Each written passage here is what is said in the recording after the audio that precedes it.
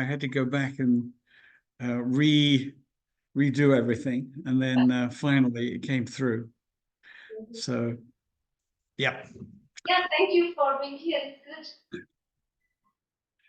Well, it's really good to see everybody again. I see some pictures. I see some without pictures, but I think you're all there as far as I can see. That's really good.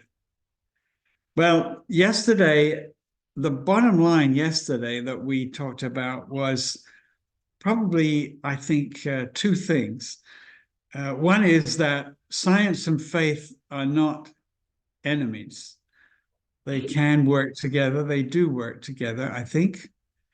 And I think the other thing is that scientists are real people with real emotions and real desires, but they have some specifics that are a little bit different from the rest. And that's a very sweeping statement, but it's true. And you remember we talked about the four approaches to conflict when there is an apparent disagreement between science and faith. I said, there were four possible ways to deal with that. One was conflict, make it into a fight, and somebody's got to win. That's not very productive. Or we can say the two things are completely separate. They have nothing to do with each other. And really, that's not correct either. And the third one, remember, was to say, well, try to change the science a bit and change the scriptures a bit, and maybe we can get them to fit. And that is not always being very honest, or actually very true to science or true to the scriptures. And then the last one that I mentioned was, yes, we have some differences. We see some ways they fit together. We see some ways they don't fit together. But let's talk about it. Let's pray about it. Let's see where we go. And maybe there might be some ways to try and understand. And there will be some things we will not understand at all. So that kind of sums up what we did yesterday. So I know that you were just sharing a little bit about your own experience with science and tech in Abuja, I think. And are there others who would like to share anything before we get into today's presentation? Anything you would like to ask or comment about? I'd be happy to hear that.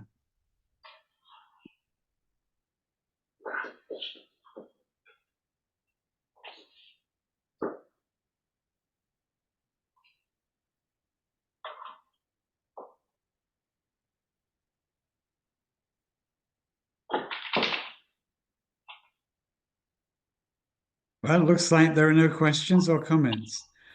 I would have a comment actually. Sorry?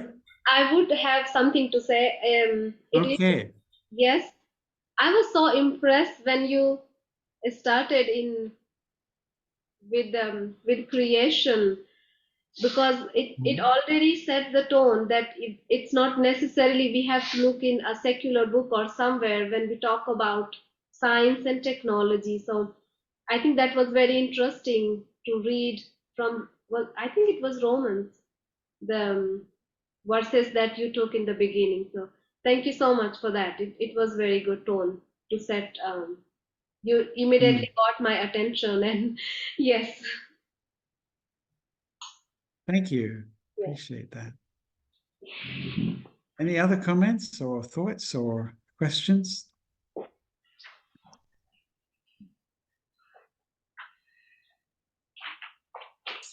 Well, in that case, let's jump in today to the next topic that we're going to deal with. And I think I need to share the screen. If I can find, yes, I think it would be this one.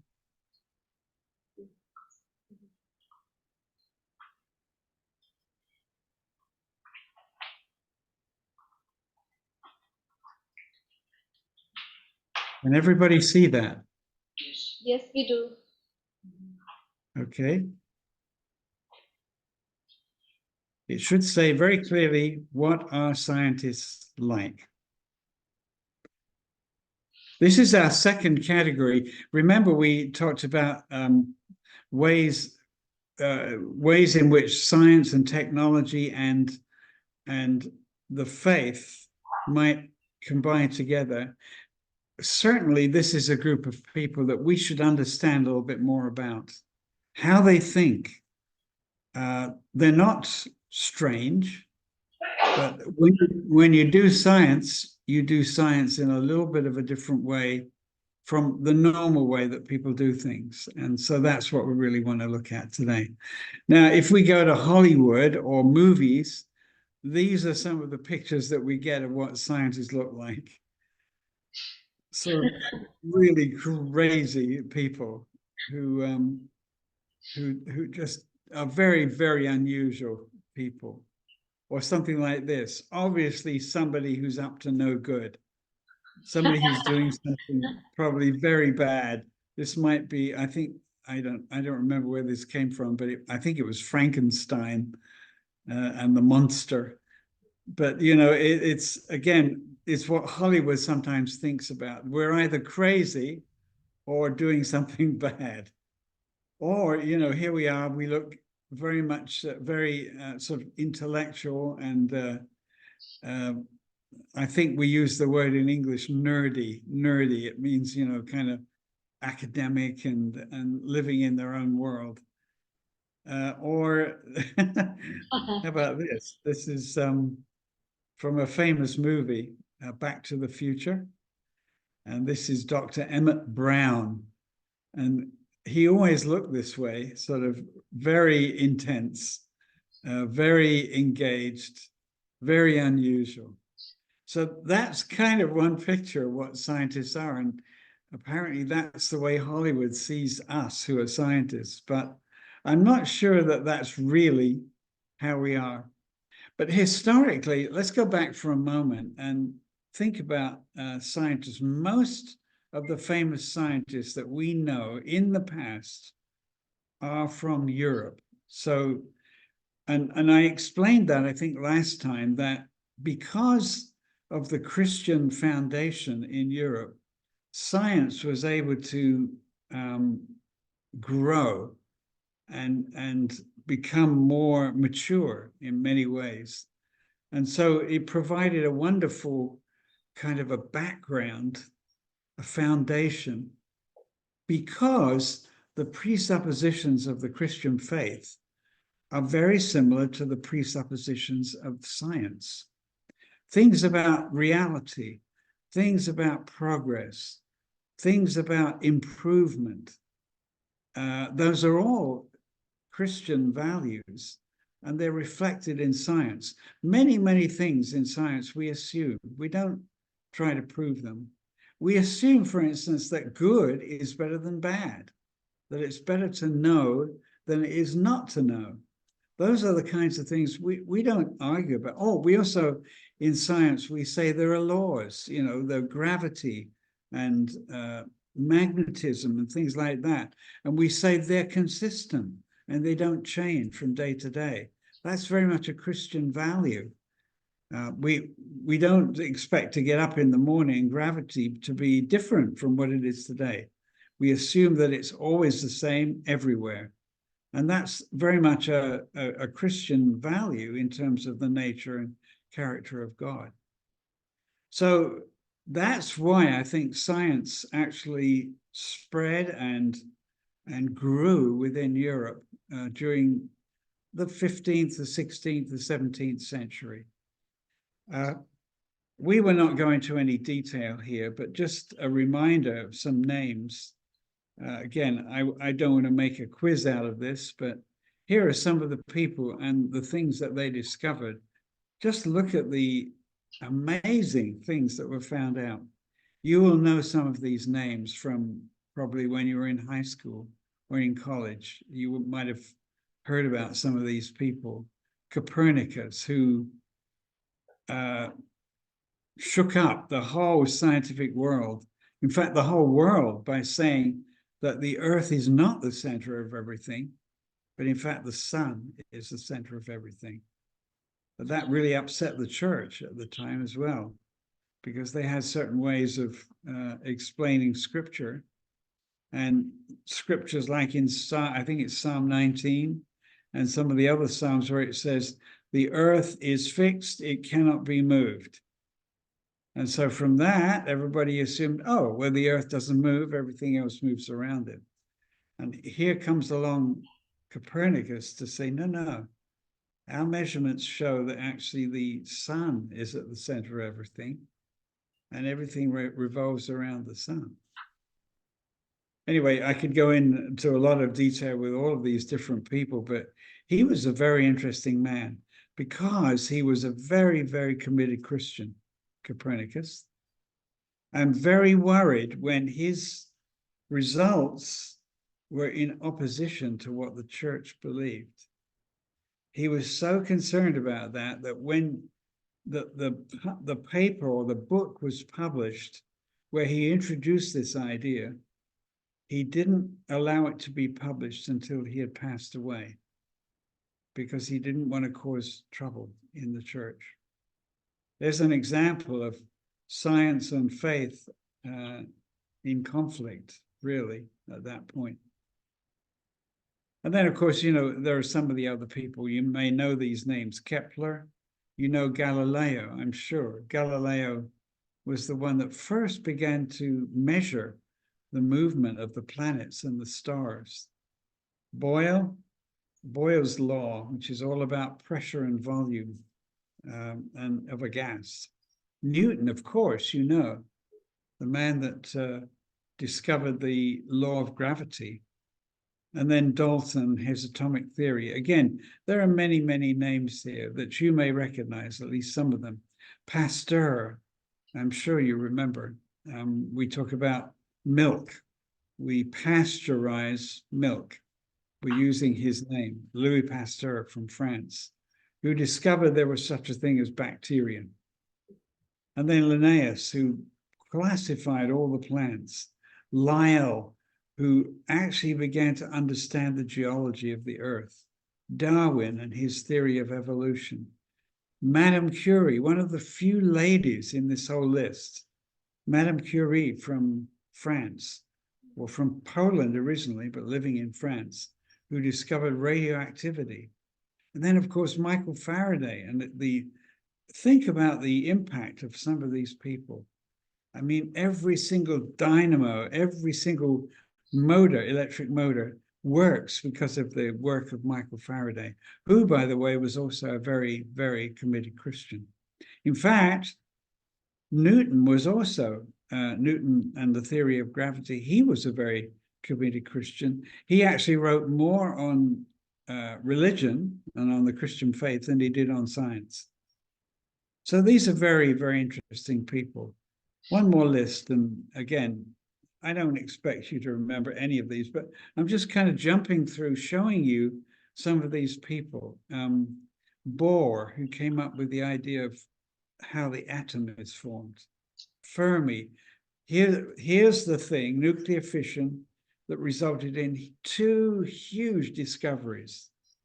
Nuclear power to produce electricity, and nuclear bombs, which are powerful enough to destroy the whole of civilization. Look at the difference there. That is so interesting to me. One discovery, that is nuclear fission, and then being used for something good and something bad. And I may say more about this later, but I think is God's providence, because he provides these things, we discover them, and then he asks us what we're going to do with them. Are we going to use them for something good or something bad? And then, of course, Einstein, relativity theory, Crick and Watson, the DNA structure, Penzias and Wilson. That one is interesting, Penzias and Wilson. That's about the start of the universe. How did it begin? And then Ehrlich, who invented antibiotics. All of these people, and as you can see, they're all basically, almost all of them are from Europe during the 15th, 16th, 17th, 18th century. and into the 19th a little bit. But now I wanted just to, I'm just doing a little bit of kind of survey here, but I wanted you to know and to be aware that not all of science came from the Western world, not all. In fact, more and more today, our science is coming from the non-Western world, from Africa, from Asia. And I wanted to give you an example here. This goes back to, I don't know, 14th century, I think. And this is something connected to my wife. And this is a very, very famous king in Korea. His name, I put a question mark here. This is his name, Sejong the Great. Sejong the Great, King Sejong. Well, what's he famous for? If you look in the background here, you can see actually what he came up with. Something absolutely amazing. He is so much honored in Korea that the banknotes, the money actually has his face on there because he's so well known. So what was it he came up with? He came up with a new language. Up until he did what he did, which is in the 14th century, before that, everybody used Chinese in Korea. So their language was Chinese. Chinese is a very, very complex language. They say that you need about 800 symbols in Chinese to even do the basic communication. Very, very complex. And so in Korea, King Sejong noticed that the ordinary people could not read or write because of the complexity of the language. And so he set about with some people that he brought together, he formed a team to invent a new language. And so he came up with what we have today, the Korean language, which is much, much simpler and much easier to understand, much easier to write, and easier to read, and easier to speak. What that did was to literally revolutionize the country of Korea. It meant that everybody could learn how to read and write. Interestingly enough, in his court, in the palace, his advisors were very angry. They were so upset. They said, you shouldn't do that. And the reason was because they didn't want everybody to be able to communicate. They wanted to keep control with themselves, the educated elite. They didn't want the common people to be able to read and write. But King Sejong loved his people, and he produced this amazing language, which is simple. And I have to admit, I have to confess here, my wife is Korean. I still have not learned Korean. We've been married for almost 10 years, and I still don't know very much Korean. I know how to say I love you, that helps. I know how to say delicious when you eat a meal. I think I know how to say hello, and I know how to say goodbye. That's about it. That's my, and I'm ashamed. I made a promise, and I haven't kept it yet, that in 2024 I would learn Korean. But it is not easy for a Western person to learn all the symbols, like these symbols here, even the alphabet. It's simple, but it's not familiar. So I'm confessing, my wife's not here right now, so she can't. She's somewhere around there. I hope she's not listening. Anyway, so it's an amazing language and an amazing thing that was done. There's actually a movie that was made about it, which is really worth seeing. It's very inspiring. So sometimes scientific inventions like this or scientific advances have tremendous political, social implications in a society, in a culture. Now, there's another man also who was in the court of King Sejong. So there was not only, he didn't only just come up with a new language, he had this individual in his court. This is the person. You can see his name up there, Chang Yong-sil. And his story is an amazing story. Again, this is back to the 14th century, it's a long while ago. But he was a Korean scientist during this particular period, the Joseon dynasty. He didn't live that long. This is the dynasty, okay, not him personally. But his mother was a lady in the court. It was a very humble beginning. She was not distinguished. She wasn't a queen or anything like that.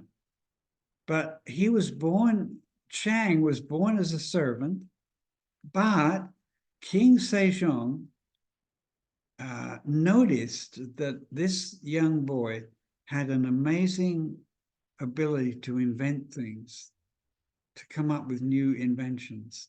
And so King Sejong, this is very unusual to do this, but he actually supported that young man to be able to develop and to be able to produce new inventions. You can imagine how unusual that is when you think about the elite class and the common class. Obviously, the king is part of the elite class, but Chang is part of the common class. They don't usually have a whole lot to do with each other. But Chang, because of the support of Sejong, was able to make some incredible technological breakthroughs. This is going back to the 14th century. Look at this. He was able to actually construct an iron printing press. Before he came along, printing presses were made of wood and they broke very easily. He made one out of iron. He made a rain gauge, that is to measure the amount of rainfall. That he made a device, and I'll show you it in just a second. He was able to invent the sundial to tell the time of day. He was able to produce a water clock to be able to show the time of day, and a star observatory. Look at some of the things here. I've got some pictures. Here at the top on the left, this is a water clock. So what happens here is that you pour water in the top, and the water goes down this little tube and it goes very slowly into this big container. The rate at which it goes into the container tells you the time of day. You start at a particular time in the morning and you know how much water goes into these containers every hour. And so you can actually measure the time of day. This is called a water clock. And these down here in the top, the bottom left also are water clocks. Really remarkable device. Over here on the right at the top, this is a sundial. You know what a sundial is. It has a shadow, and when the sun shines, that shadow marks a particular time of the day. And as the sun moves around, so you can measure the time of day, if it's not raining.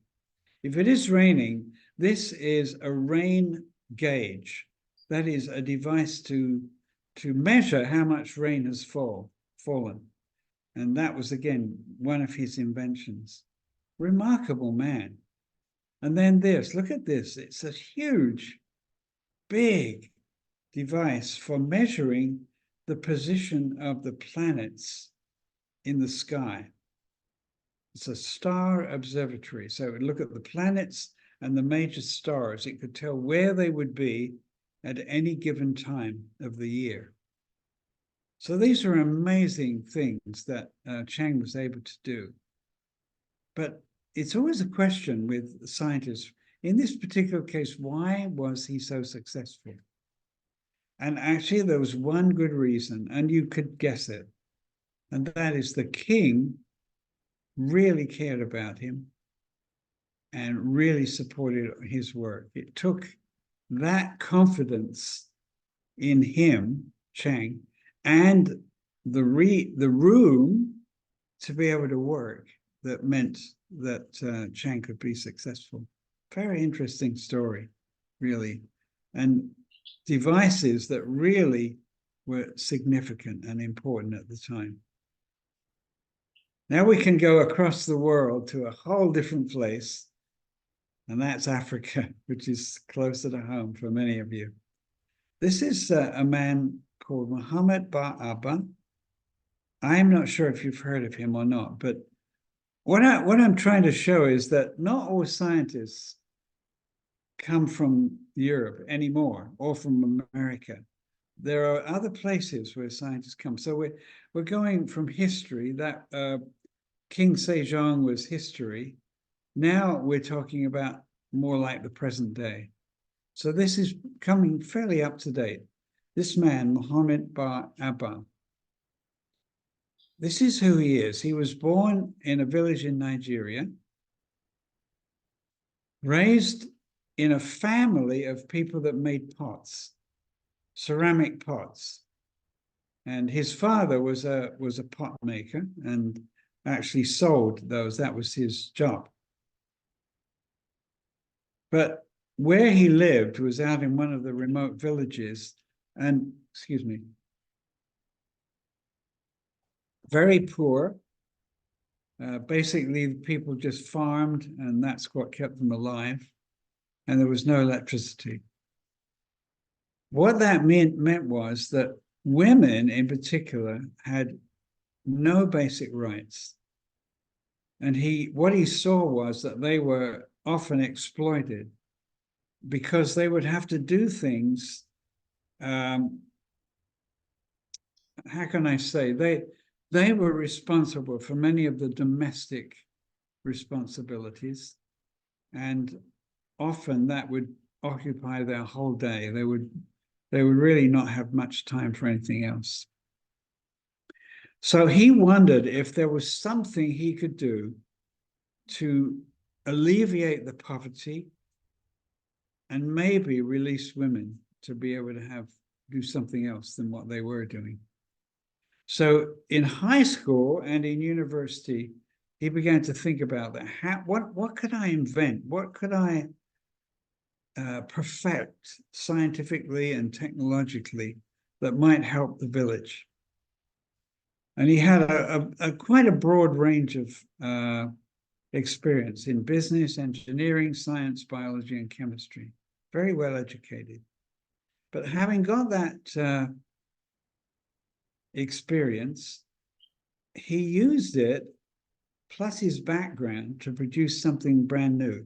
You may know about this now, I'm not sure, but this is called the Zeer, Z-E-R, Zeer pot. And you can see here what it is. Here's Muhammad again, but here's the pot. Remember, his father was a pot maker. See the connection here. He gets education, he gets training, and then he connects it back to his father and to the needs of the village. This is two pots, the pot-in-pot preservation system. There's an outside pot you can see here. There's an inside pot, and in between is sand. So this is completely full of sand. Now, what you can do is you can wet the sand. So you put water in between until the sand is completely soaked with water. Now, what happens is in the heat, the water will evaporate out of the sand. And it's a simple physics thing that happens, and that is when water evaporates, it cools whatever it's in. So what that does is, when this evaporates, whatever's in the center here will cool down. And so if you put fruit or vegetables into the inner container and then put a wet cloth over the top, this acts like a refrigerator. No electricity needed. It's like your own portable fridge. That is remarkable, because what they found is that fruit and vegetables that would only last a day normally in the heat, they could last up to 10 days in this pot. Why is that so impactful? The reason is because the women used to have to go to the market almost every single day. And it's still true in many parts, I know. But they would have to make a journey every single day to the market to get fresh vegetables and fruit because they had no way to keep them more than a day or two. And so that meant that they were occupied for a large part of the day. And secondly, they would often have to take their children with them. And that meant the children couldn't necessarily be in school. So this little device, this simple invention, was very, very significant in the villages. And as a result, this is an example of where science and technology can literally change a culture. As a result of his invention, income levels have increased because the women now can run small businesses. They're not spending almost half their time going to market to get fresh fruit and vegetables for the family. They have time to do something else. That means income levels increase. It also means that people stay in the village. They don't go off to the city necessarily. They might stay in the village. The children are in school and families stay in the villages. This is really a big change. Isn't it interesting? One simple device that has that much impact on villages. I know things have changed now and most villages have power, or at least generators, but this idea, this simple idea, makes a big difference. And so as a result of that, he got involved with the United Nations as a development consultant. And also he became a consultant for women affairs because women were the main people that were affected by his invention.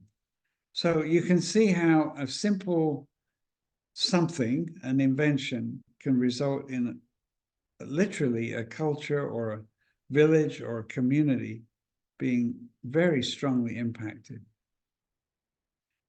Now, this lady, I believe, is also from Nigeria. I have a hard time pronouncing her name. Maybe is anyone there that could help me out with her name? Yes, please. Dr. Taiwo Olayemi Elufoye. Elufoye. Say it again. Elufioye. Elufioye. Elufioye. Thank you. You're the first person that's told me how to pronounce it. I had no idea before. Thank you for that. This lady is a very interesting lady because she is obviously African, and but it's one of these things again, combining scientific training with a need locally. And her area of research is actually in plants that have medicinal value. And I know, everyone that I meet, especially from Africa and India and so on, you have native remedies, you have plants and roots and flowers that are available that have medical uses. I know in the markets, often you see people just selling only that one thing, seeds, roots, leaves, whatever, that can be used to make teas or something that can be used for stomach problems or heart problems or whatever. Well, she realized that some communities in Africa, in her country, they were using a particular kind of plant for people that had memory problems or were getting old prematurely. And she wondered if it might be possible to extract those active components from the natural sources and that they could be used as medicines. And that's really her whole research. This is what, again, it's a long story and I'm not including it all, but she was able to use extraction analysis, chemical analysis, for some of the plants that she knew of that are used traditionally in African practitioners, and they could use to help memory or help to prevent premature aging. This is a whole field. It's called ethnobotany. Ethnobotany. It's a wonderful and rich area because there are hundreds, if not thousands, of plants, their roots, their leaves, their flowers, their seeds that have all kinds of medical possibility, medical uses. And so this is going back to nature. This is going back to God's creation directly.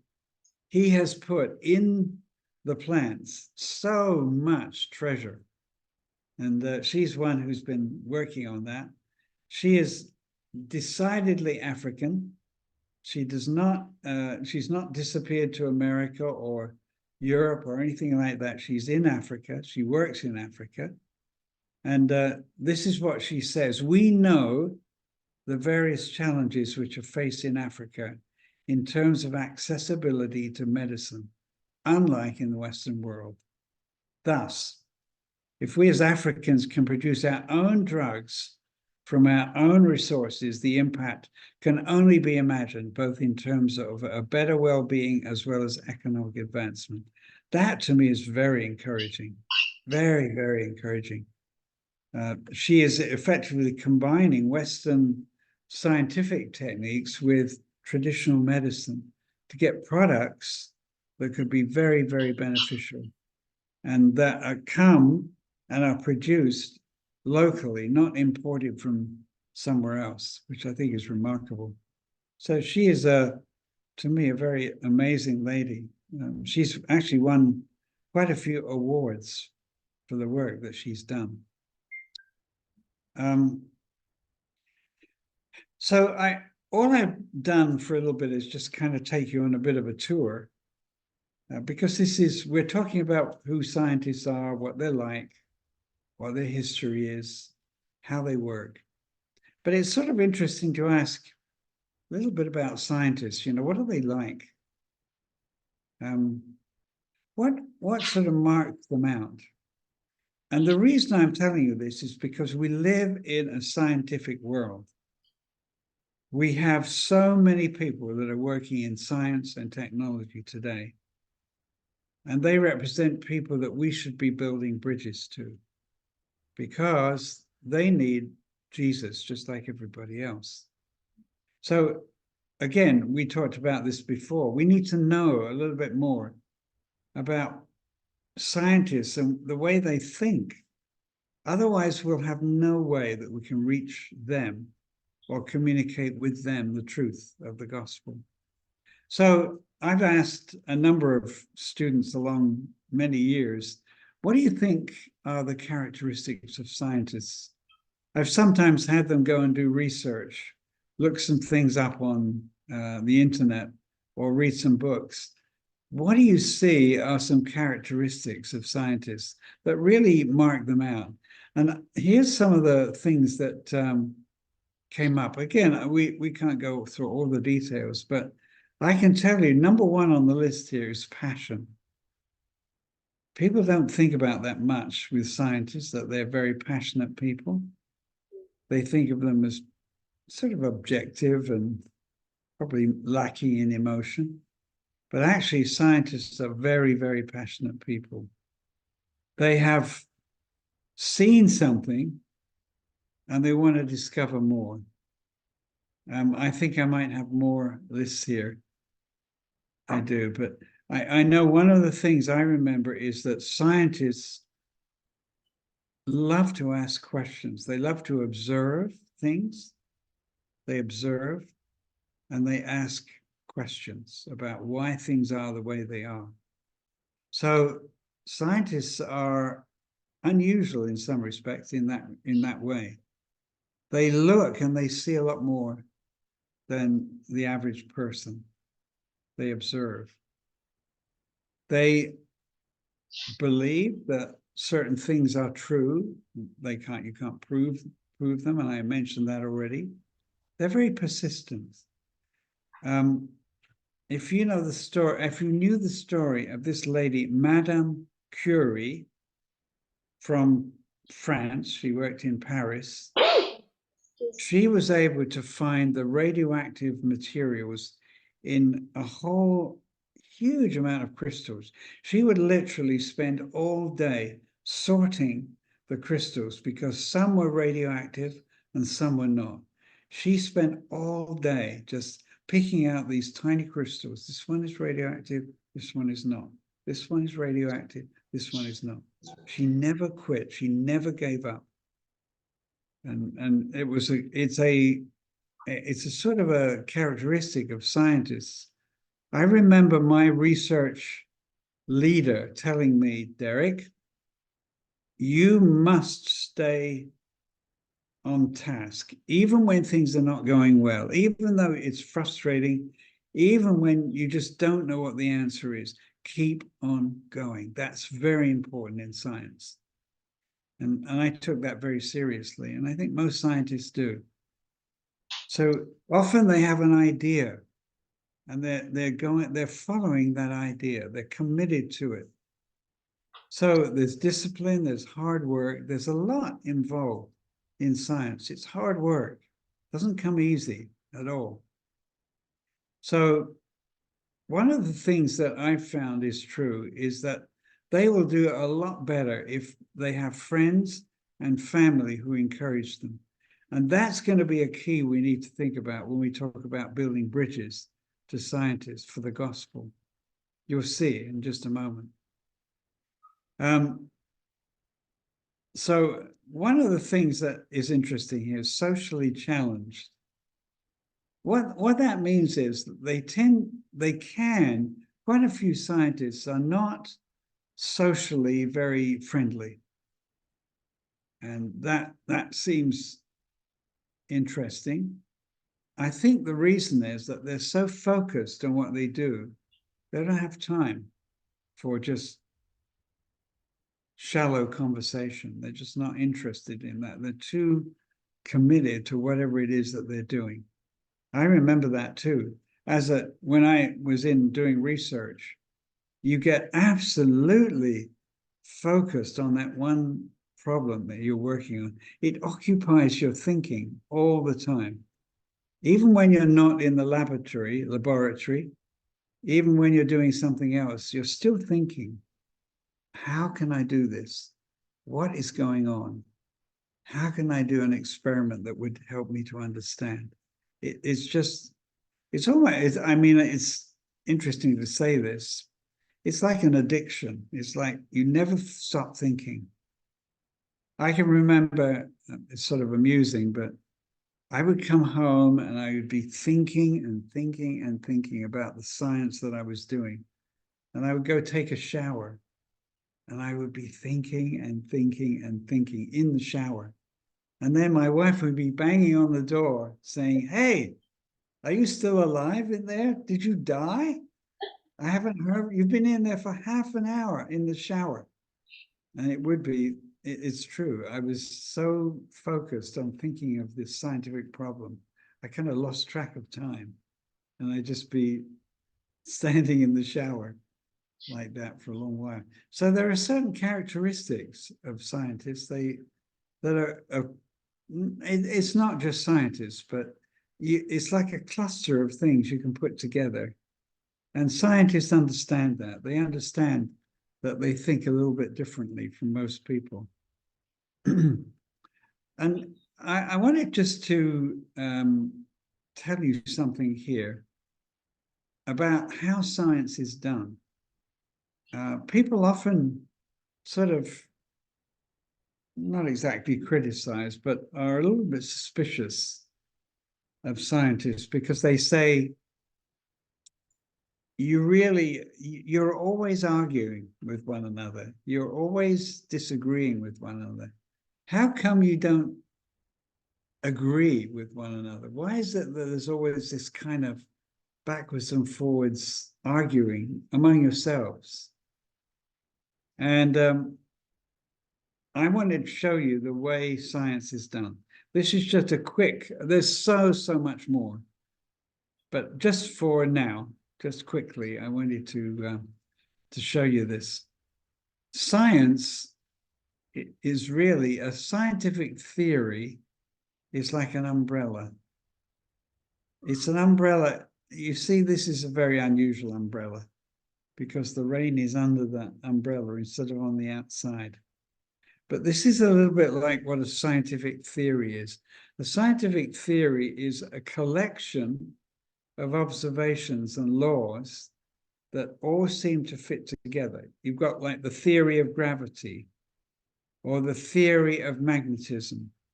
These are overarching ideas that draw all these different laws and observations together. Now, it's not a static thing, it's dynamic. It keeps changing because people begin to do experiments and they begin to try and confirm or not the theory. So what happens is most of science is confirming the theory that already exists. So you're just, I would say 90% of science is nothing new. It's simply confirming what already we know. But once in a while, people do experiments like this. You see these ones here? They don't fit the theory. They're out here. Now, when that happens, a lot of people would say, well, maybe you didn't do the experiments right. And that's true. But if this goes on for long enough, adding these extra things and they don't fit, then you may have to change your theory. You may have to squeeze your theory to take into account new results. And in the end, if your theory cannot really explain all the observations that are being made, you may have to have a new theory. And then there comes a very important and very exciting time in science where different theories are put together to better describe the observations that you're seeing. So this is a moment when there's almost like a revolution in a scientific theory. The old theory is just not good enough. So you have to come up with a new theory that explains the results better than the old one does. And I can tell you, those are very, very special times, but they're very contentious because people are competing and saying, my theory is better than your theory. My theory does a better job than yours does. And so it's a time of great turmoil until in the end, one of the theories turns out to be the new one that replaces the old one. And here it is. That's the way science is done. And so people get frustrated with scientists because we don't always say, well, we never say, oh, this is absolutely true. And the reason is because there's more to find out. Remember, I talked about science being partial, being that we're finite, we don't know the whole truth. And so we'll always be moving on and improving our theories. So the reason I'm telling you this is because this is one of the key characteristics of scientists, and that is they keep on questioning all the time. They keep asking questions. They always want to know why. And that is irritating for other people sometimes because people state something and then the scientists, well, wait a minute. Why? Why is this true? Why is that true? Now think about that for a moment when you present the gospel to a scientist or an engineer or somebody in technology, like a computer person, something like that. Very often, if you present the gospel, they will say, well, wait a minute. Why is that true? And why is that true? I don't see that you have enough evidence about this. That can be very threatening for us who are Christians because we feel challenged. But it is the nature of a scientist. That's what scientists do. They observe, they listen, and then they ask questions. And they will not accept things if there's no evidence behind it. So this is very important, and because in science, we always look for the natural explanation of why something happens. Why is that important? Because what we don't do is say, oh, that must be God. That must be God. No, we always say there's got to be a natural explanation. There's always a temptation with Christians who see a mystery in science to say God did it, to fill in the gap. Scientists don't do that. We look for an explanation. And that, again, is very important, because it's not an answer. When there's a question that you can't answer, the answer isn't God did it, because God did it all. He's not just the God of the gaps. He's the God of everything. So you can't just put him in the gaps where you don't understand. That's really a very dangerous thing to do, because the more we understand, the smaller the gaps become, and then God gets smaller too. So no, it's not a good idea to say, oh, I'm sorry, I don't really understand that. That must be God. No, no, no. God is in it all, in the part we understand and the part that we don't understand. He's not just in the parts that we don't understand. So I'm giving you this sort of background to tell you, this is who scientists are. This is the way they think. So any idea in science, any idea at all, stands or falls based on the evidence. And scientists will always want evidence. And that's the nature of who they are. I want to tell you about this man, because you might wonder, well, good grief, can anybody become a Christian who's a scientist? If they're always asking questions, how will they ever be able to accept the gospel? Let's see where we are for time here. I'm going to begin the story, and then we'll take our break, and I'll finish it after the break, okay? This man, he's sort of a bit of a hero for me. His name is Francis Collins. And he's a very, very distinguished scientist in America, head of what was called the Human Genome Project and head of the National Institutes of Health. That's the highest body in America for doing scientific research and medical research. And he is the head of that. He loves bicycles, by the way. He loves motorcycles. But I want you to hear a little bit of his story. So we're going to start his story now, and then we'll take our break, and then we'll finish his story afterwards. This is him, Francis Collins. I have to tell you, he's an incredibly qualified scientist, but he's also a radical Christian believer. And you have to ask, well, how did that happen? Was he brought up in a Christian home? Here's the story. Let's just begin the story. I was raised on a small farm. I'm going to read these to give us a chance to think about them, okay? I was raised on a small farm in Virginia by parents who loved learning, literature, music, and the arts, but for whom religion was just not very important. So he did not come from a Christian home. He had no interest in religion growing up. He had no training in that area. But one thing he loved was science. He loved science. He got into science when he was a teenager. But isn't this interesting? It's exactly what I was talking about with the conflict model.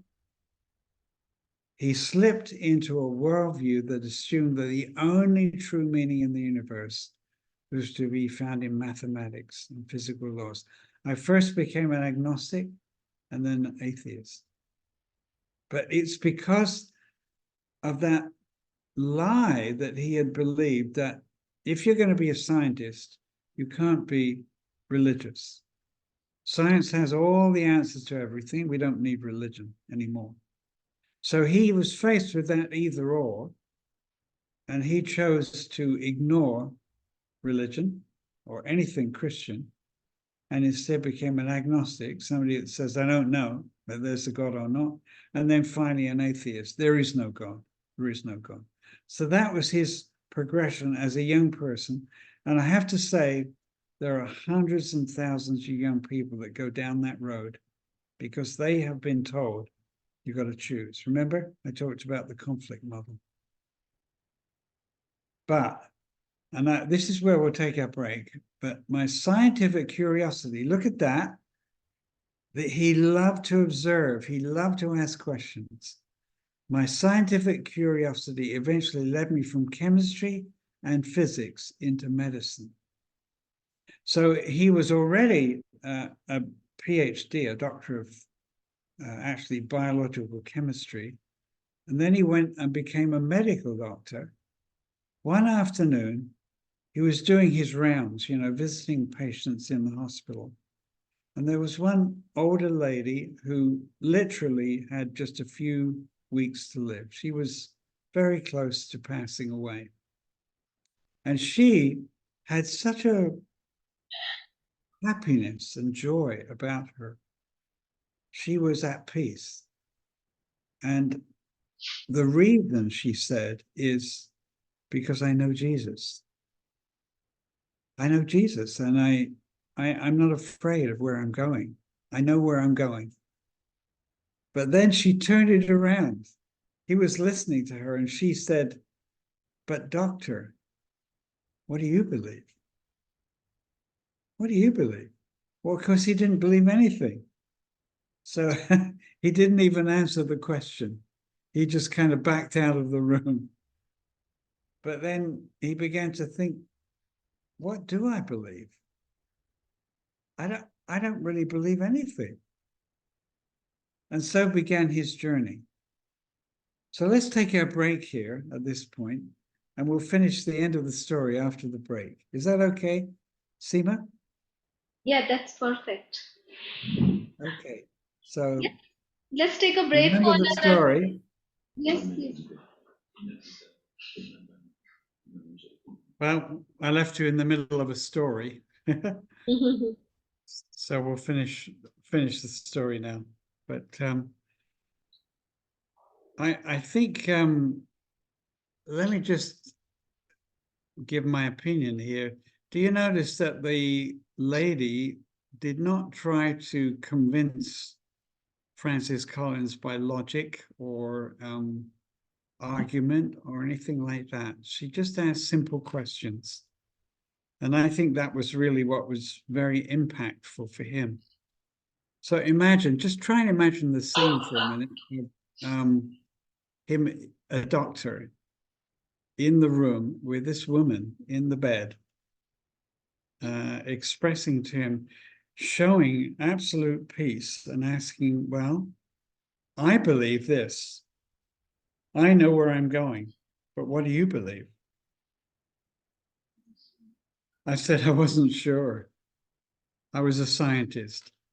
I was supposed to make decisions based on evidence, and yet actually I had never really considered the evidence for and against faith. Do you see how his scientific mind is thinking, wait a minute, I look at the evidence for all the scientific theories that I work with, just like we were talking about.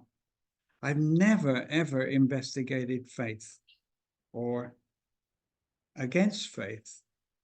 In his mind, he'd already made up his mind that faith was unreasonable and unscientific. Anyway, I realized that science can, I'm sorry, let me go back here. I began to explore the path of others before me who had asked the same questions about faith. I read the books of C.S. Lewis, who had been an atheist, but became a believer in God. And I think just as a little bit of an aside there, you may, if you read Lewis, C.S. Lewis, he says, I was dragged kicking and screaming into the kingdom. In other words, he didn't really want to go that direction, but the evidence indicated to him he had to. And I think Francis Collins was sort of in the same position. I realized, he said, that science can really only answer questions about how things work. It can't answer questions about why. What's the ultimate meaning?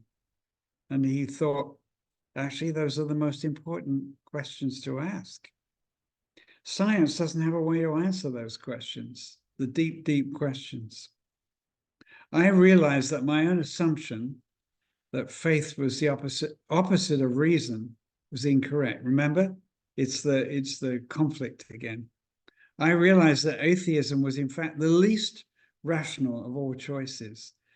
How could I have had the arrogance to make such a declaration? I was talking to a scientist friend the other day, and he said, you know, there's theism, belief in God, there's being an agnostic, and there's being an atheist. And he said, being an agnostic is not really an ideology. It's not really a faith statement. It's just, I don't know. I don't know. But being theist is a faith statement, and being an atheist is also a faith statement. And it's what Collins is saying here.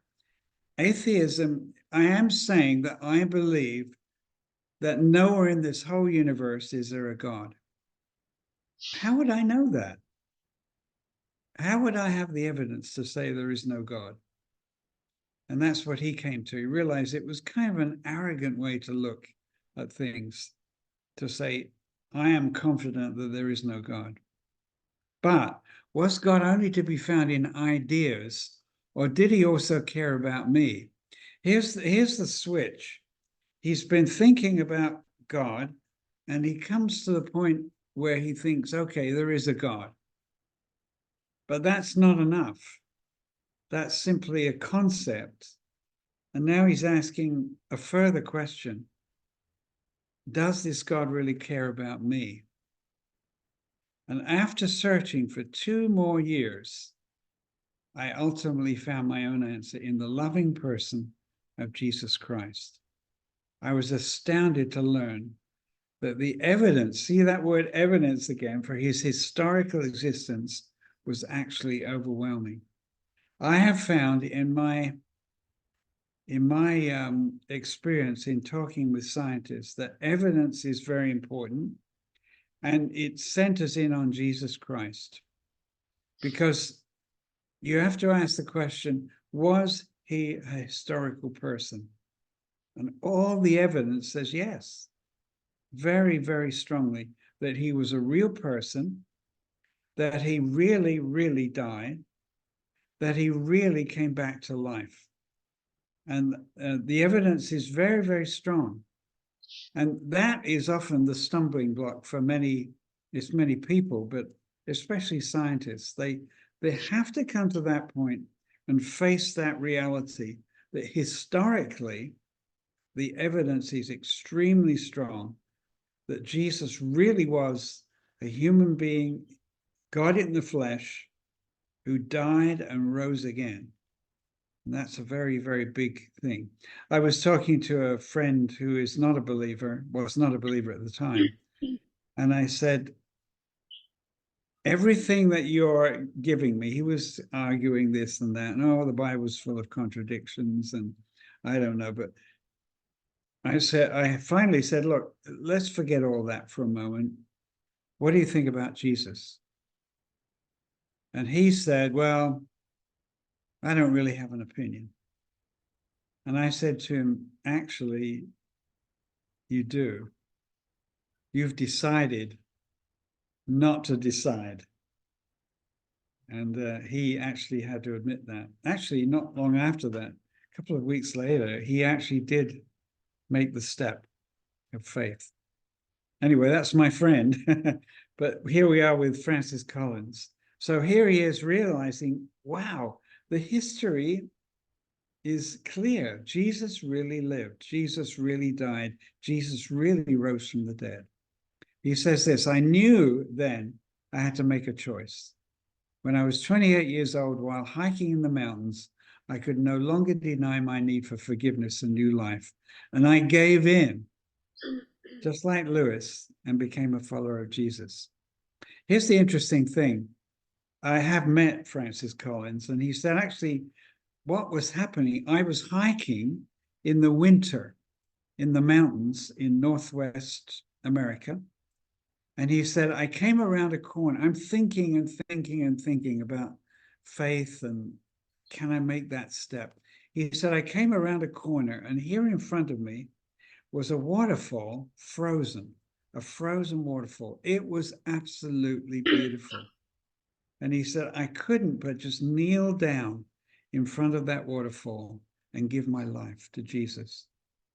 But isn't it interesting? Creation was speaking to him. It was creation that just tipped the balance for him from not believing to believing and trusting.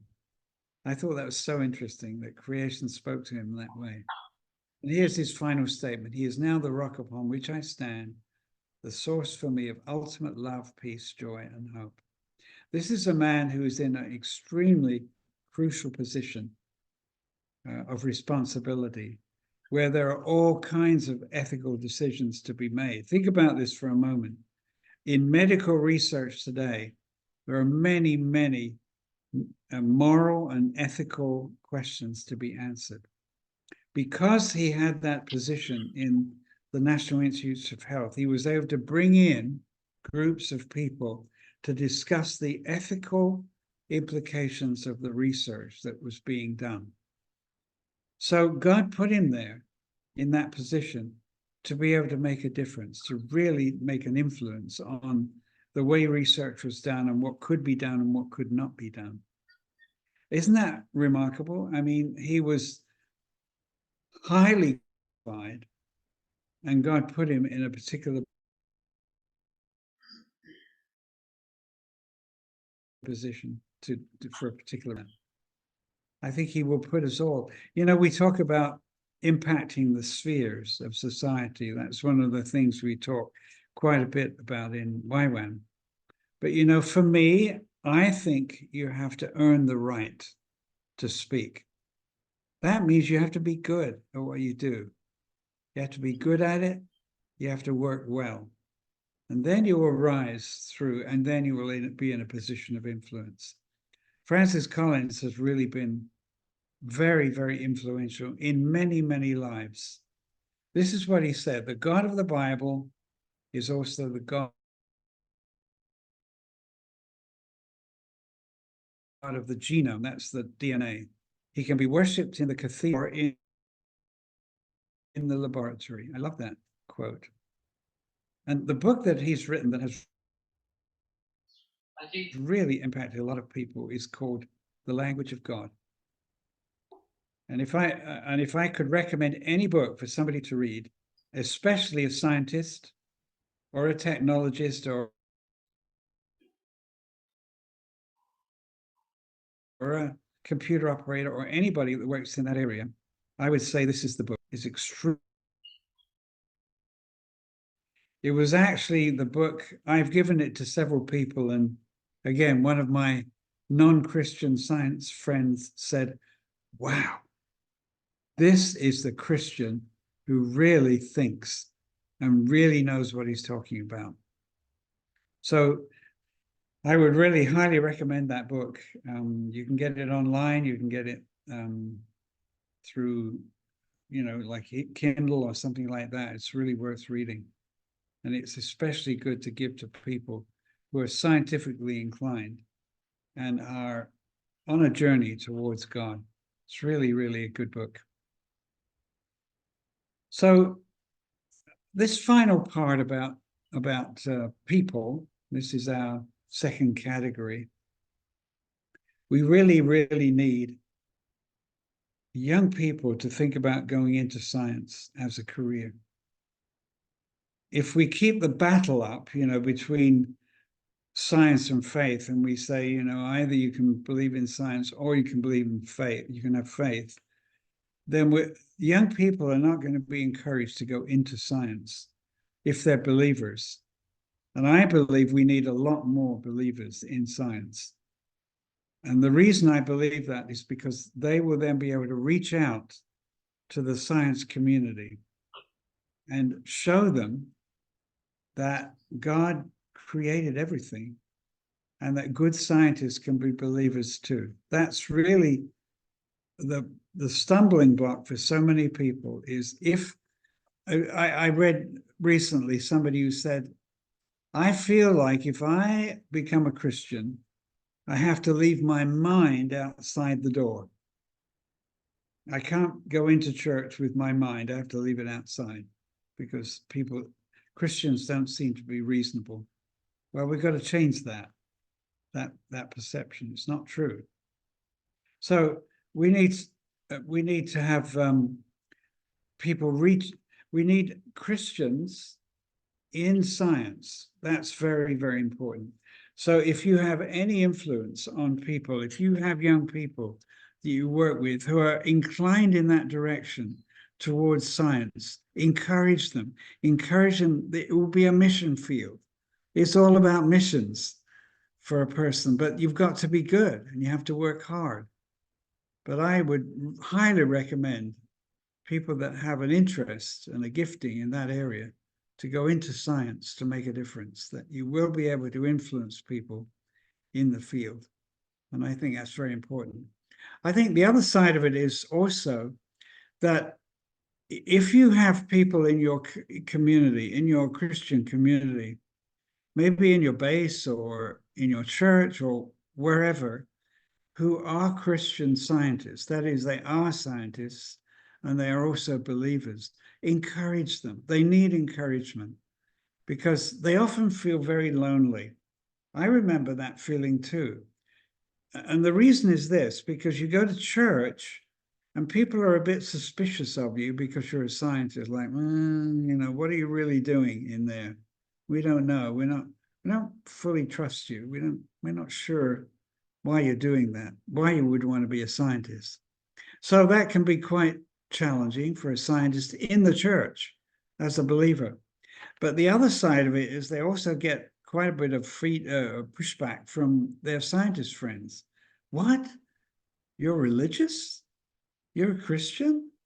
How can that be? You're a scientist. You need to grow up. And so often believers, Christian scientists who are believers, find themselves sort of alienated on both sides.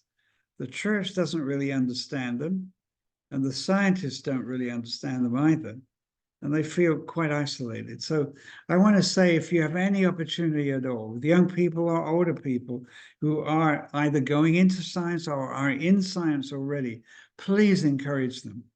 Listen to what they have to say. Ask them about the work that they do, and just be very interested and be respectful. And then on top of that, if you have scientist friends who are not believers, talk to them. And remember, it isn't necessarily some logical argument or some scientific fact which is going to help them move towards Jesus. It's going to be something they see and they're going to experience. But they will not walk down that road without evidence. They want evidence. So if you give them just things that really don't have evidence behind them, they will not accept that. They will be quite critical. So that's my sort of thought about people in terms of the whole scientific enterprise, and also what it means in missions, how to reach across that barrier and get into this hidden people group of scientists. Think about it. There are thousands and thousands and thousands of scientists, engineers, technicians, technologists, computer operators across the world. This is a group that needs to be impacted for the Lord. Anyway, I'm going to move on to our final topic, and we'll begin it today, and then we'll move on and do a lot more of it on our next session together. So if I can find it, if I go to share screen again, let me see if I can find, I have to go back a second, just for a second, and I have to find it first.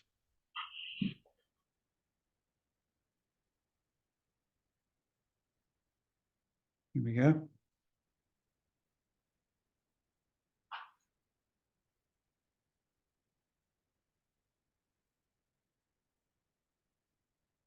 Okay.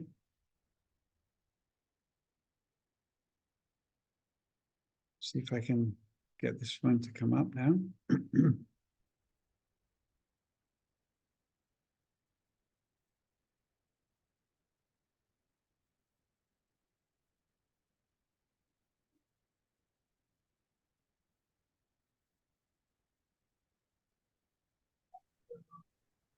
All right.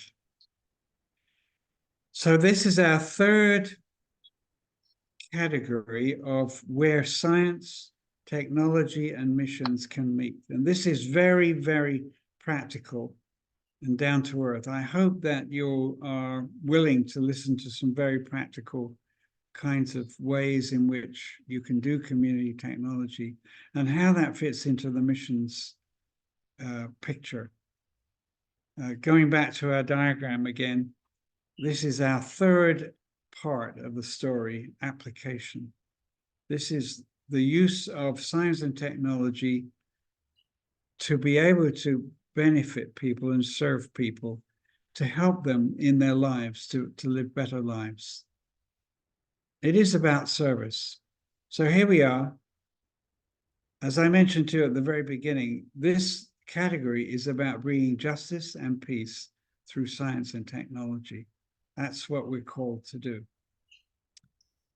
Here's a way of thinking about this. You may have seen this before, but our lives are really about reconciliation. And we have 3 or 4 ways in which we can consider this. Again, this is a much more general diagram than just science and technology, but it is what we're called to. We're called to be reconcilers.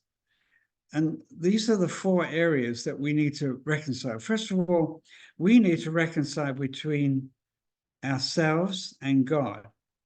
And that's a very important reconciliation. That's what salvation is all about. It's coming into relationship with God, the living God. And we're also called to be reconciled to other people. So there are relationships that we need to form and to strengthen so that we're reconciled to everyone. And then there's this third one, which is to be reconciled to ourselves. That sounds rather strange, but if you know anything about psychology or counseling, you'll know that to have a healthy view of yourself is very important. To love yourself in the right sense and to be reconciled to yourself. But here's the one that we often forget, and that's this one over here, number 4, to be reconciled to creation. And that's where our service in community technology comes in, because it's the creation is not in good shape in many ways. And there are many, many things that are not right that people have to endure that we can help to solve, to bring reconciliation. So I have these words here. This is just to remind you that our relationship between ourselves and God is intimacy. Our relationship between ourselves and others is community. Our relationship with ourselves is humility, having a right view of ourselves. And last of all, and here's where we're going to home in, the relationship between me and creation is stewardship. And again, there's a lot of teaching we could think about here about how we're given the mandate, the command, really, early in Genesis, to be fruitful, to multiply, but also to steward, to look after the creation. And that, to me, is a very important part of our Christian witness, is that we as believers, whether we're scientists or not, doesn't matter. We need to steward this creation that we live in. Again, I'm not talking about extreme environmentalism or anything like that. Just talking about what the Bible says about the way we should respect and steward the creation that God has given us. And if we do that, it will be fruitful back to us. And we want to bring those values. I believe we want to bring those values to ourselves. We want to bring those values to our bases, and we want to bring those values to the world. I think it's very important. That's a whole different topic, but I really believe that we need to take a good, hard look at our bases in terms of our stewardship. And I'll talk more about that later.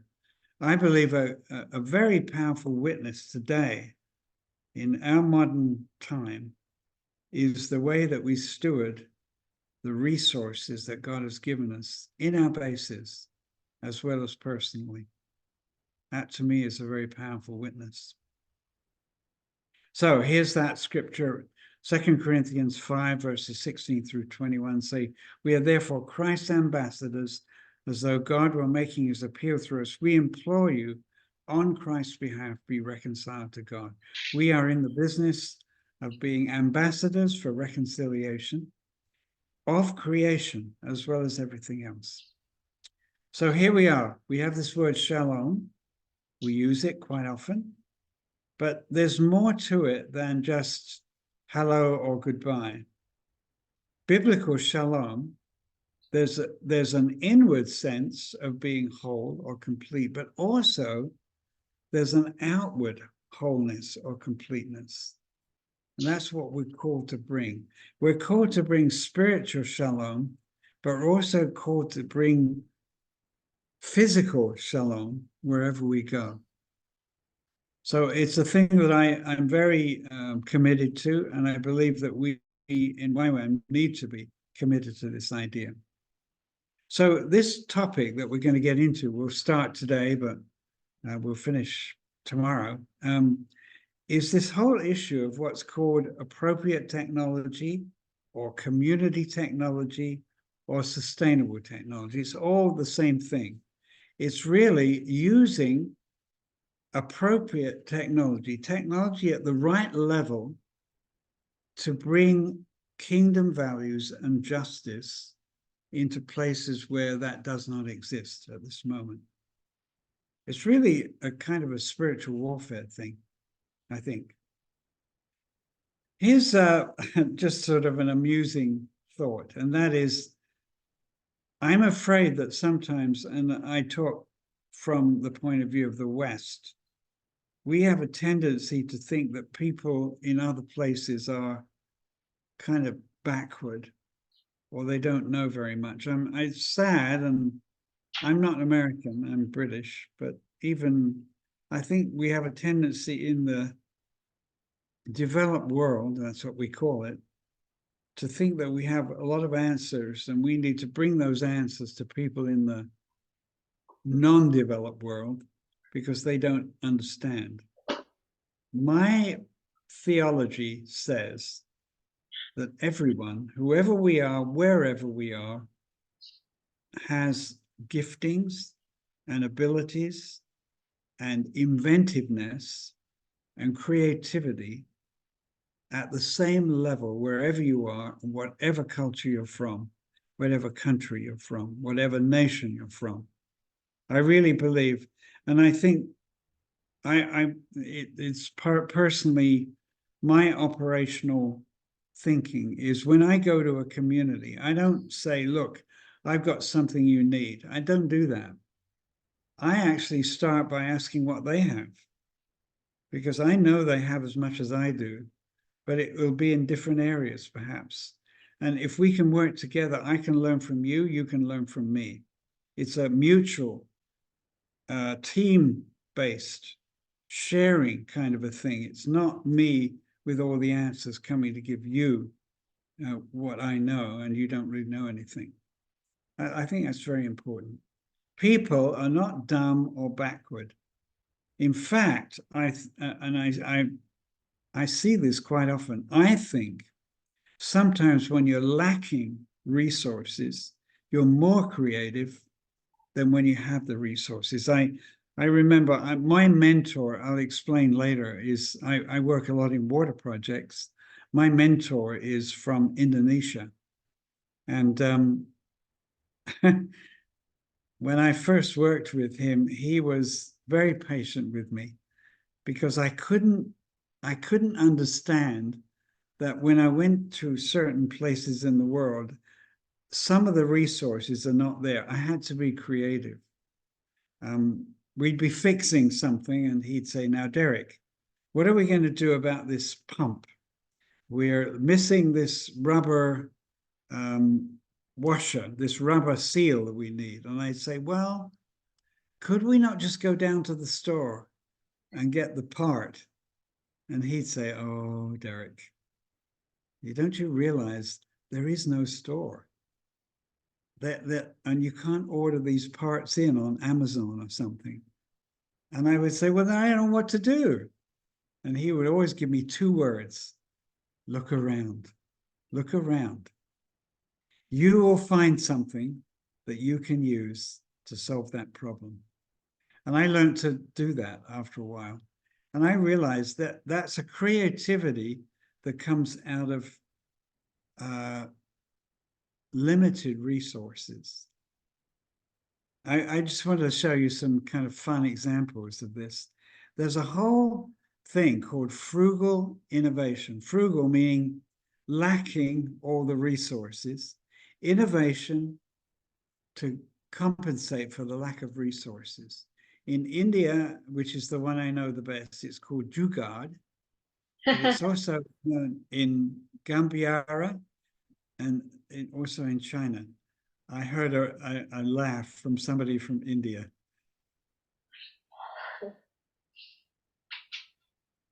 Do you know that word? Yes, I do. I thought so. Well, here it is. It's Jugaad is really being frugal, being flexible, and being inclusive. That's the whole Jugaad idea. It's looking around for simple answers to questions that you have, and being creative when you do it, being very resourceful. So I have some examples because I think they're really fascinating. How about this?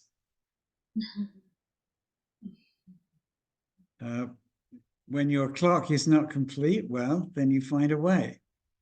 So that's very resourceful. It's using what you've got, a piece of paper and a pen, and you can make it work. It's not the best, but if you don't have the resources, it's creative. How about this one? If you need to take more than one person on the back of your motorcycle, then here's a way.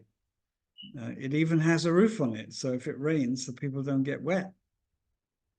So there you got, I think, 6 people, apart from yourself. It's an innovative way of using the resources that you have in a creative way to solve a problem. I love this kind of thing.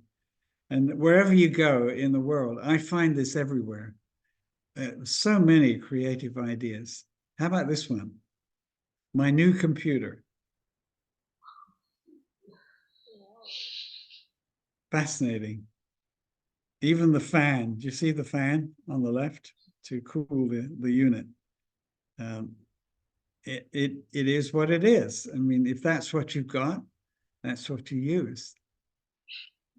Let's see, I've got another one here. How about this? This is interesting. You don't have a grill for cooking your chicken, then the local supermarket might solve the problem right there.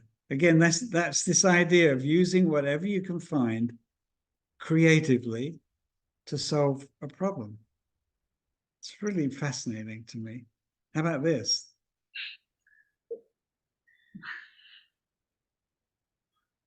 again, you got a part of a car, but you don't have an engine, but you have a horse. So you put the two together and there you are. You have transportation.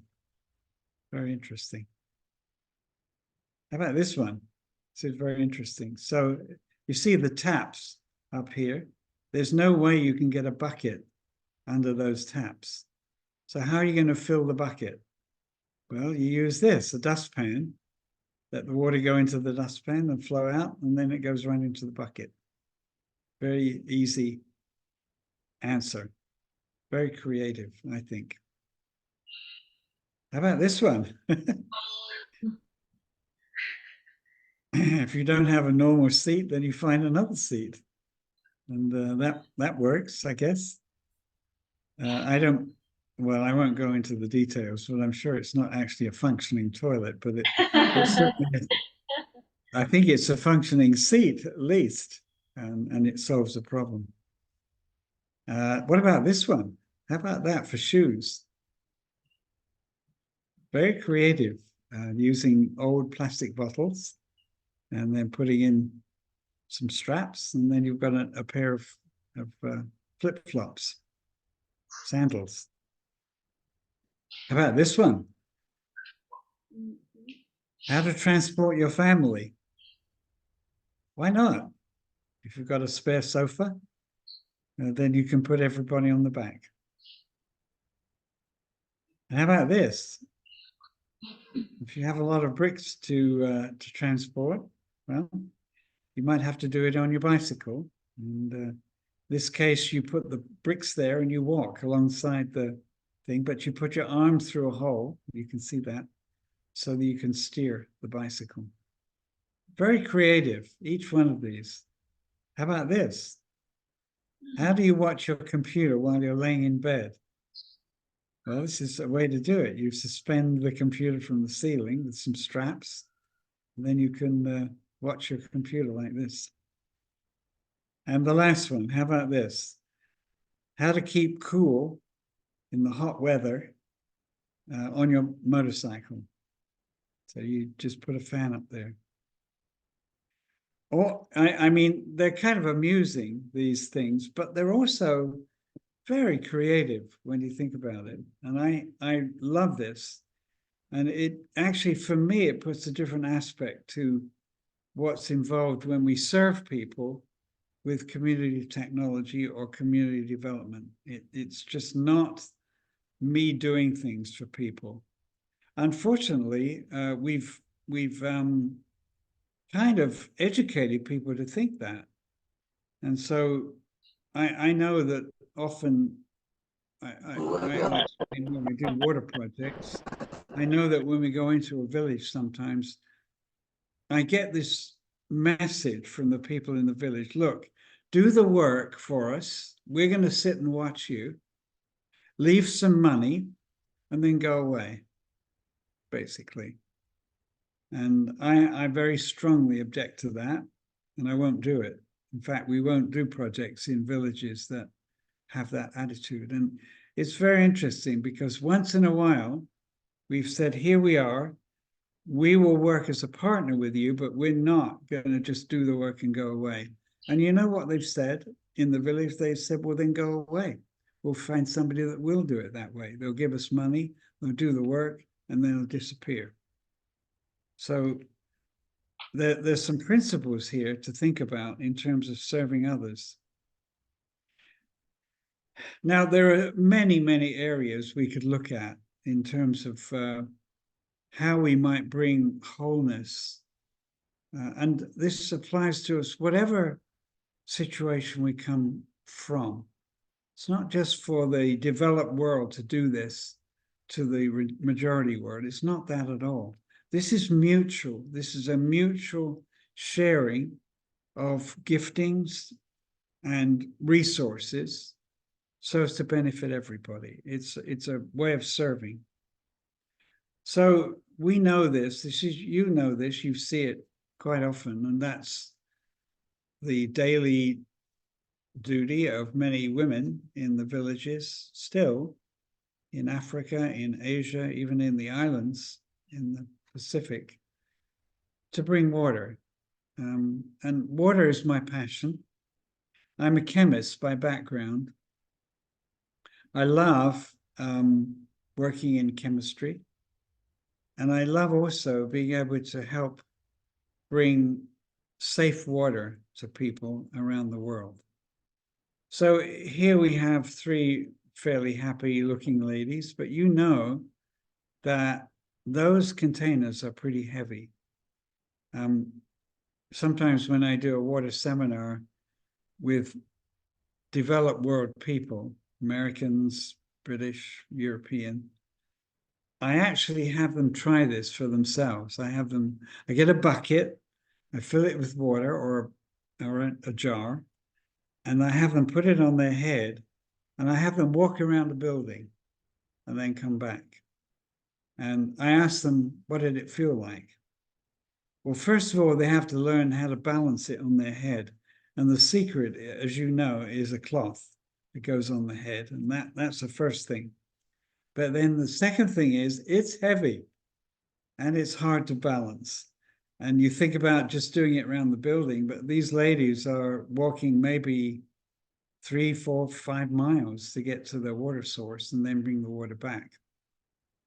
And it is a challenge for the women. I think about it a lot because it falls very unfairly on women. And that's not just. I don't think that's God's best for people. I'm not saying it's wrong. I'm just simply saying that it may not be the best, really. The women, first of all, it takes up a lot of time and effort. Secondly, if they go very, very early in the morning, it can be a little dangerous because it's dark. People know where they're walking. And then thirdly, it does affect them in their spines. After many years of doing that, many of them have back problems because of the weight of the water on their spine as they walk. So for all those reasons, this is not the best. And of course, if you've never known anything else, then this is what you do, but it isn't the best. And it doesn't just apply to adults either.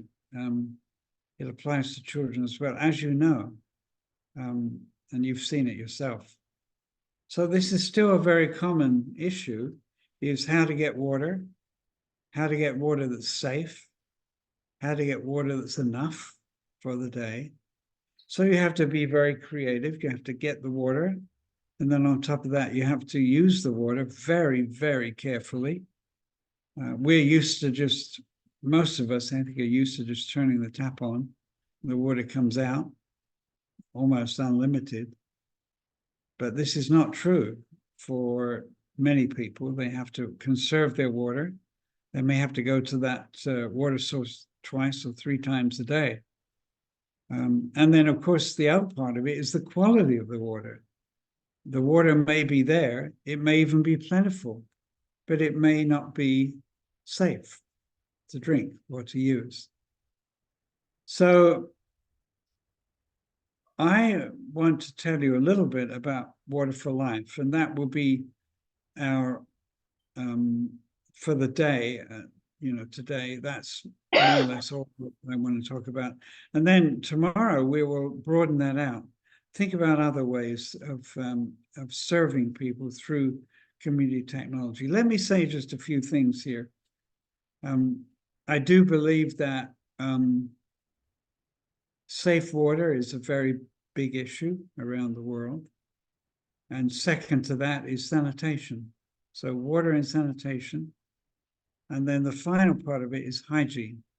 So it's WSH, and we sometimes say WASH. Water, sanitation, hygiene. They all are really connected together. You may have good water, but if you don't have good sanitation, you may still have a problem. If you don't have good hygiene, if you're not washing your hands or using hygienic practices, you may have good water and good sanitation, you still have a problem. So they're all connected together. The problem is not the same depending on where you are. each situation is a little bit different. So what I'd like to do is just, for a moment, I'm going to change PowerPoints here, and I'm going to go to one specifically about the organization that I am part of called Water for Life.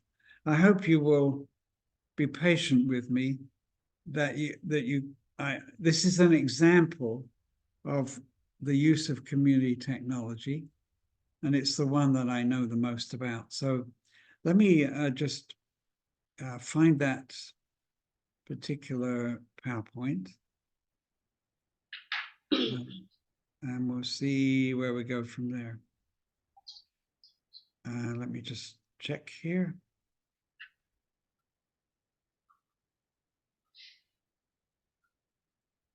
Okay.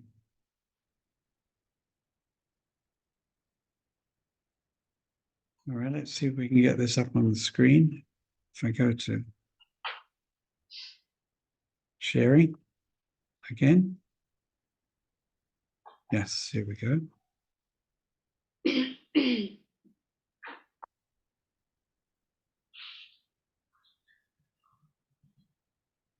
Okay, let me make it bigger. And bigger. Here we go. So I'm using this as an example of the use of community technology. Let me say this again. I told you that when I first came into YWAM, I didn't find many people that were doing science in a serious way anymore. They didn't see it as important. That has changed a lot. And there are quite a number of us who are scientists in YWAM. But I also had a little bit of a challenge with water, because I found that people did not consider bringing safe water to people to be that important. I remember people saying, okay, so you help bring safe water. When do you give people the gospel? And I realized that for many people, the gospel is preaching or church planting or something like that. That's the gospel. And that is true. That is the gospel. But that's only part of the gospel. And I realized I had a sort of a revelation about this because I became quite disappointed. I thought, what am I doing in this organization when what I love to do, the passion I have to bring safe water, is not something that anybody considers to be important, or even the gospel. But I had a revelation eventually, and it is about what I talked about before. It's the kingdom. I realized that the Lord's Prayer says, your kingdom come, your will be done on earth as it is in heaven. And I realized that good water, where people have enough water, and they also won't get sick from the water, that is very, very important. And I realized then what I'm doing is part of the gospel story. We need words, but we also need action as well. And as many of you know, there are many, many places we can go. We will not be able to go to preach. We cannot preach. We cannot sing worship songs. That's not going to do the job. We have to serve. And for me, community technology, and in my case, water, is a way to serve. It's a way to serve people and to gain their trust and their confidence and the relationship, where at that point they would want to listen to me about my faith. That's what I found over and over and over again. Anyway, so here we are, happy children who've just actually got a water source in their village. For the very, very first time, they have plenty of water, and it's good water, it's safe. So the fact is that 3 children die every minute from bad water. 3 children. Or we could say 167 children every hour die from bad water around the world. It's pretty incredible when you think about it. I mean, that's, if we add it all up, it comes to almost 4,000 children every day die from bad water. It's just, to me, it's incredible. And of course, you know, if an airplane went down, if one plane crashes with 167 people on it, it's a national tragedy. But this is happening every single hour around the world with children.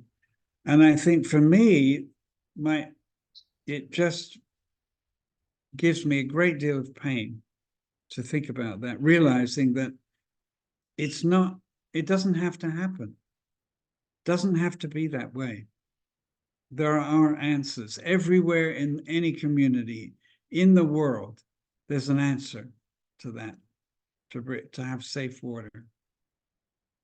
So that has made me think. I mean, even in the time we've been together, think about it. In 2 hours, over 320 children died because of bad water. So this organization called Water for Life is really, it's like a spin-off from YWAM. It's now its own separate non-profit NGO. And we work in a number of different places around the world. The reason we are a separate entity is because we go to places where we could not be a missions organization. Again, won't get into too much detail, but you know, we all know there are lots of places that are very difficult to work in. If we are known as a mission agency, we will not, there'll be a lot of resistance. So instead, we are an institute, Water for Life Institute. And I want you to see this. This is part of what I'm trying to get over here to emphasize in all of this kind of community technology. Notice what we say here. What's the purpose of this organization? To help people develop safe and sustainable water sources for their communities. Help people, not do the work for them, but help them do the work for themselves. And you notice it says safe, not pure. It's very difficult to have pure water. In the developed world, we have almost pure water. It's almost nothing but water in the water. But in many places in the world, that's not possible. But at least the water should be safe.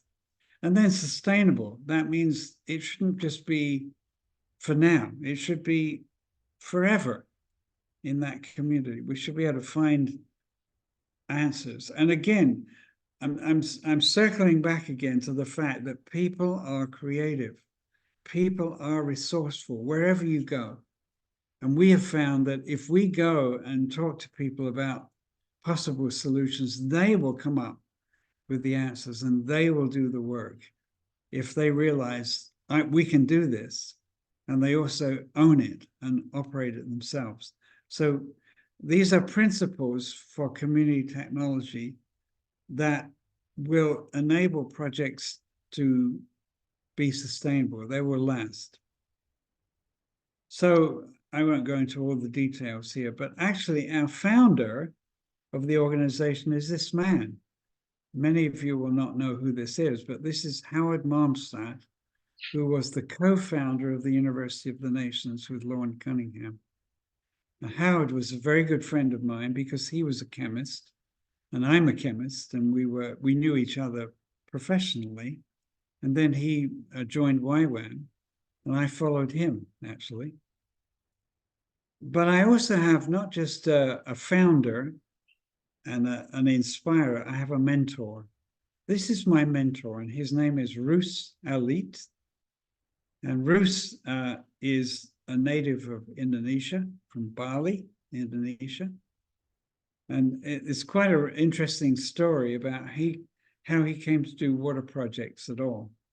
He is my mentor. He's the one I have worked with and learned from for many, many years. He's taught me so much. Just briefly to tell you that he was brought up Hindu. His whole family was Hindu. But one of his brothers became a Christian. And then he taught to Roos, and Roos became a Christian believer. Roos went away to New Zealand to get Bible training. While he was gone, there was a military coup in Indonesia, and they came to each of the villages looking for communists. And they decided that Roos's family was communist. They were not. But there was something going on in the village where somebody told the soldiers that came that Roos's family were communists, and they killed them all. They killed the whole family. So when Roos came back from New Zealand with his Bible degree, he found that his whole family had died and they were put into a common grave. That was difficult for him to deal with, but there was another side to it. He thought, God has spared me for a reason. So he began to go to the villages around with a big kind of a bag full of Bibles. And he would go door to door with the Bibles. And people did not want a Bible. He said that several times he was physically thrown out of the house by people. Go away. We don't want your Bible. So he got really challenged by that and wondered, how can I reach my people in these villages around for Jesus? They're not interested. He had a friend, a Roman Catholic priest, and he sat down with the Roman Catholic priest and he said, what can I do? I want to bring the gospel to my people. And so the Roman Catholic priest said to him, well, what are their needs? He said, I have no idea. Well, they need Jesus. That's what they need. He said, no. What other needs do they have? He said, I don't know. So the priest said, well, go find out. So he went to the villages, and the villagers said, our biggest need is good water. We have bad water in our villages, and many people get sick. So Roos went back to his Roman Catholic friend and said, well, they need water, safe water. So the priest said, well, then meet that need. And Roos said, how can I do that? I went to Bible school. I don't know anything about water. And the priest said, well, then you need to learn, don't you? And so Roos began to study, and he found out that he had a gifting for building water equipment, tanks, pumps, filters. Turned out he was brilliant at it. It was a skill he didn't know. And so now he has a center in Bali, a research center for developing new techniques for handling water. And he is one of my heroes as a result. So look at some of the things, and this is where we'll end today. These are some of the designs that he's been putting together. This, where he's standing here, I think you probably can guess what it is. Maybe not. There's one over here and one over here. Anybody want to guess what these are? Bathroom.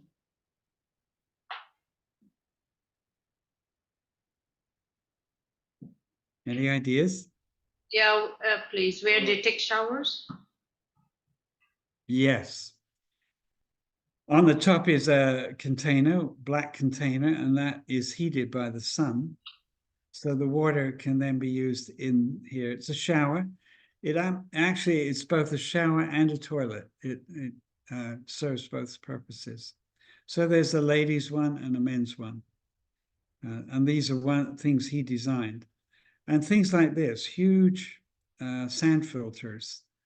I like this one because I helped to build it. I was there with him at the time. So this one is very familiar to me. So these are the kinds of things. Let me just say to end this whole thing, and we'll be a couple of minutes late, I'm sorry, but what happened as a result of this? He said that when he went into the villages and served them in helping them with their water needs, doors began to open. Doors began to open for the gospel that never would have opened if he had, as he had tried before when he went just with Bibles. I happened to be there one time when the first couple, young people here, dedicated their baby. They both had received Jesus.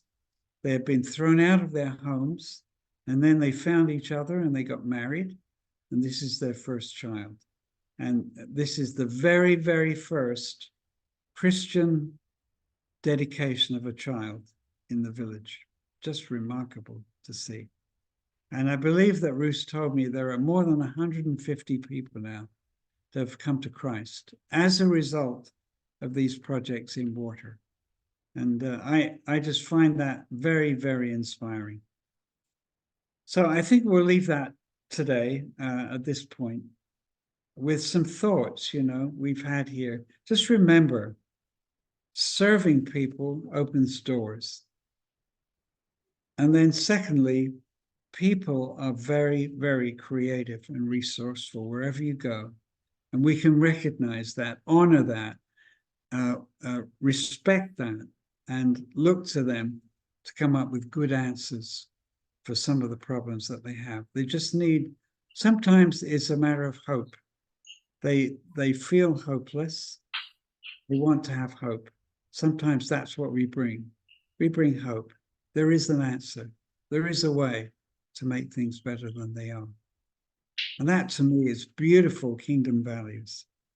And I love it. I love the possibilities that we can find through something like this, bringing safe water to a community. Okay, so we're about 3 minutes over, and I'm sorry, I apologize. But there we are for today. And tomorrow we'll expand this whole idea of serving people through community technology, part of the expression